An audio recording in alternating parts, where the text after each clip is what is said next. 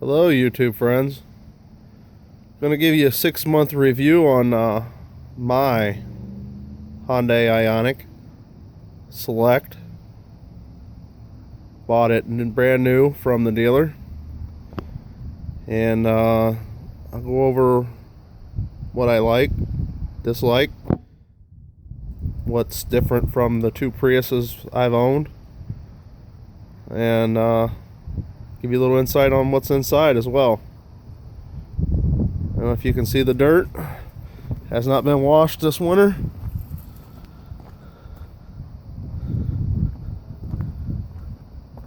The little upgrade on the accents did not last. They are peeled during the winter, the cold. If you can see this guy right here, something hit it and broke. You can see where the adhesive is pulling. So I'll be looking to change that sometime soon.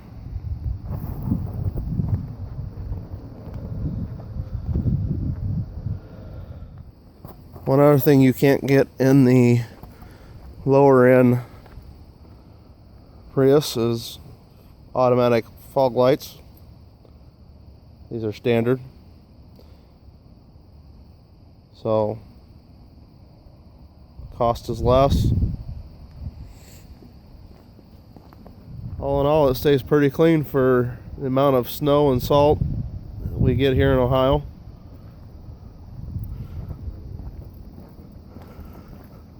Let's sit down inside and turn it on.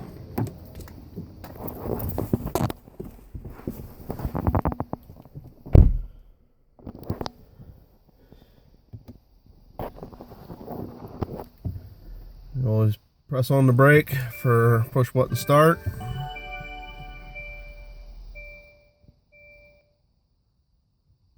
This week in Ohio, it's been above 30 most days. Had 2 days in the 70s. Had a real warm spell for February. Car has 6720 on the mileage, and it says it's 53 degrees outside now. The fuel economy for this week, 43. Let's see here. Not where I want to go.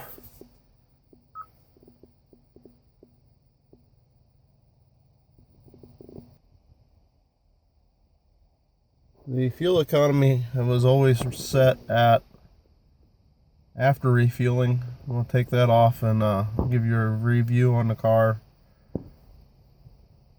of just driving in general, not per tank.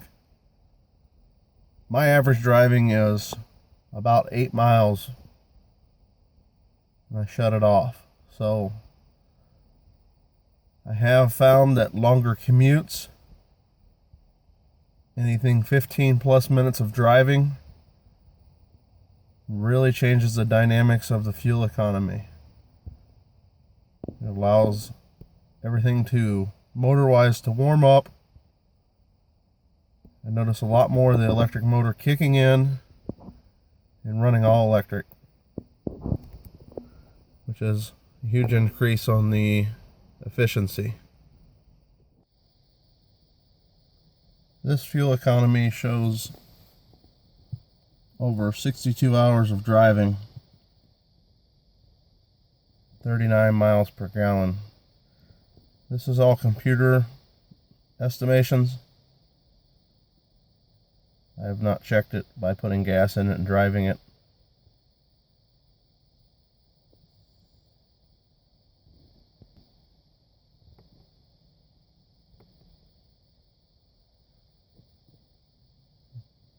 One thing I wish Hyundai would do, really all manufacturers, if you're going to give me the speedometer in digital, I don't need the screen in the middle. But what I do like about this,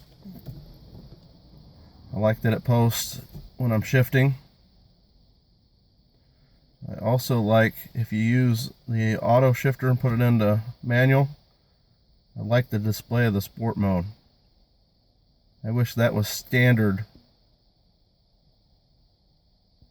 operating imagery. I'd automatically get the digital speed, the miles left on the gallon are up here. I mean, everything I need is personally the way I feel, and then if I need to change, I can change my instrumentation there. Also shows me battery. I can leave any one of these up. The temperature for the engine. So all the cars are equipped with the backup camera. If you turn the wheel, it'll give you the lane of marks to stay in a stall when you put back into it.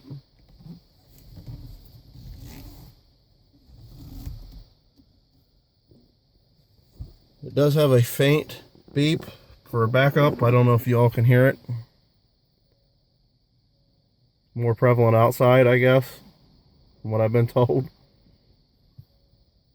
Of course, I'm mostly the driver, so I wouldn't really know. The other thing I like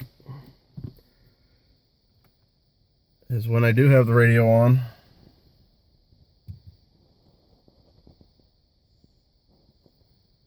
it'll show me what channel I'm in up on the dash here. So I don't have to look over there and really kind of take your eyes off the road.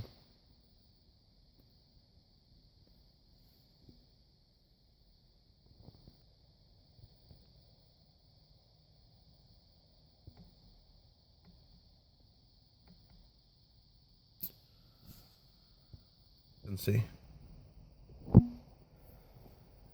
My most desired feature, other than the fuel economy, is the heated seats.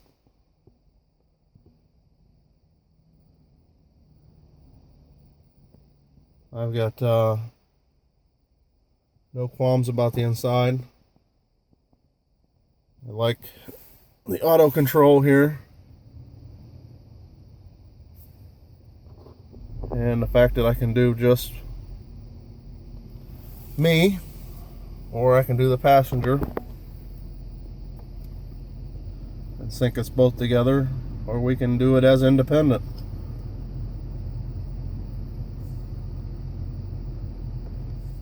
But most times I run this off unless I'm hot in the summer.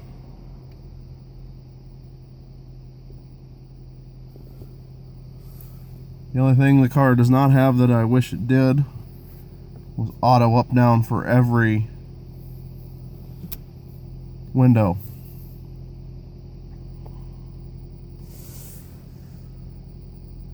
You got your fuel door.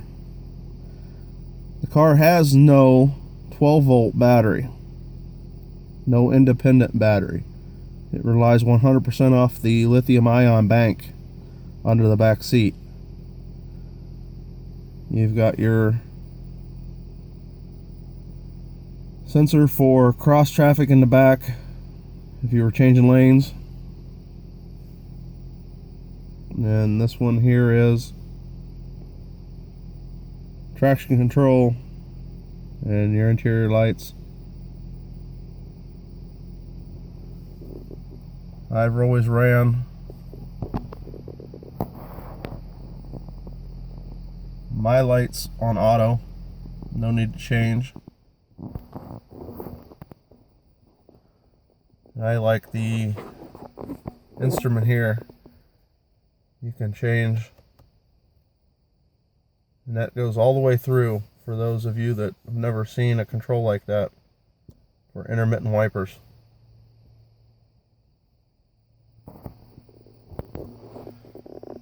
It does have a compartment overhead here. The only place I really have a place to store money. and your sunglasses.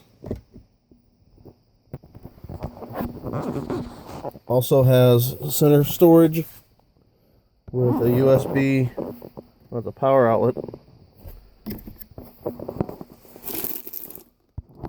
can see that or not. 12-volt plug in there. Plenty of room for the kids.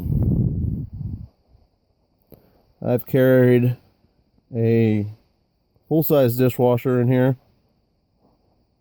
with no problem. 10-foot pieces of lumber, pipe. Just got done redoing gas line in the house and I carried it all in this car.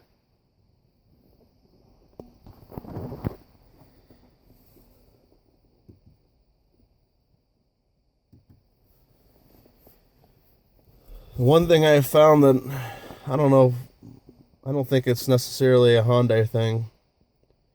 This auto play from Android, not really pleased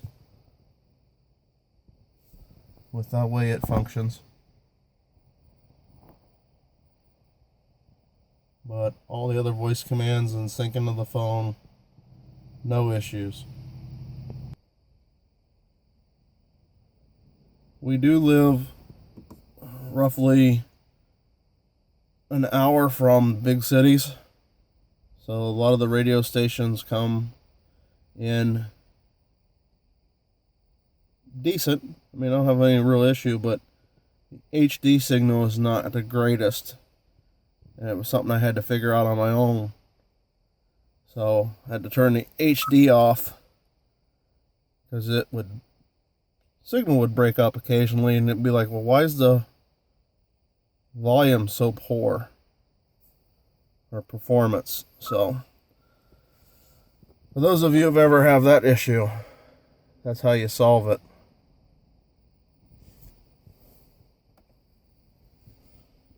Then say last but not least, the steering itself of the car is, I don't want to call it touchy, but for my opinion, if you move it slightly, you are actually turning. And I believe this is done by computer. I have not researched it, that it runs straight to a mechanical connection all the way through. I believe it's a drive-by-wire. So, but that would be the only real complaint I've got. It drives well in the snow for me. And we'll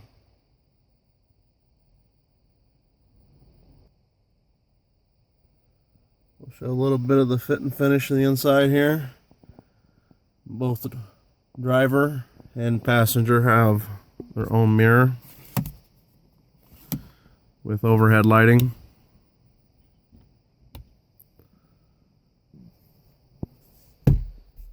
Glove box is adequate. I do wish I'm used to having, old school wise, extra spare room other than here. There's quite a bit of room there, but I like to have a place. Most cars had like an ashtray or a chain. I used it for change or something. You can hide stuff there. This car does not. But that is my review of this car, guys.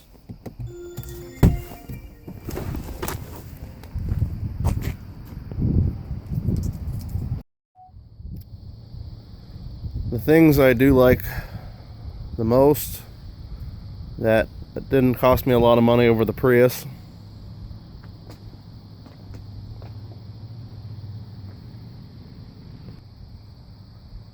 The Prius costs more with less features.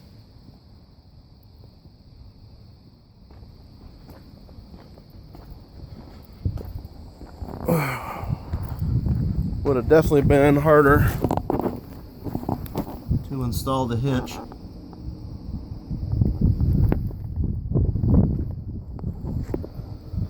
One thing I do like a lot that you don't have in the Prius, I can walk up to this car when it's locked and it'll automatically recognize the fob.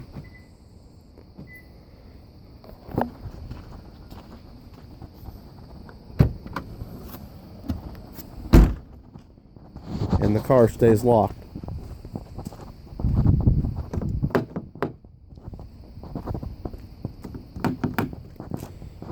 But you got your push buttons to get in. I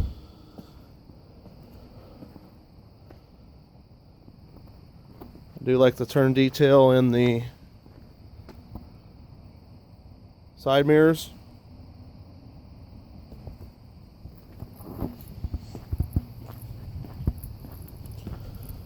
Styling is a lot better than the Prius, the newest version. The old versions I have absolutely no qualms with. Thanks for watching. Subscribe to the channel. Give me a thumbs up.